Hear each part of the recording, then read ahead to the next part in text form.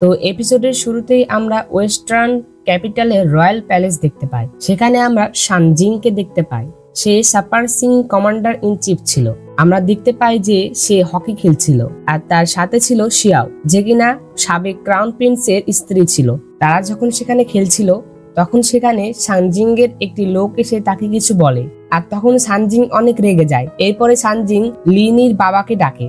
তখন আমরা লিনির বাবাকে দেখতে পাই, যে কিনা লিয়াং এর লর্ড ছিল, লর্ড অফ লিয়াং। লিনির বাবা সেখানে ক্রাউন প্রিন্সের স্ত্রীকে দেখে অনেক অবাক হয়ে যায়। তখন লিনির বাবা ক্রাউন প্রিন্সের স্ত্রীকে শুভেচ্ছা জানায় তার নাম ধরে।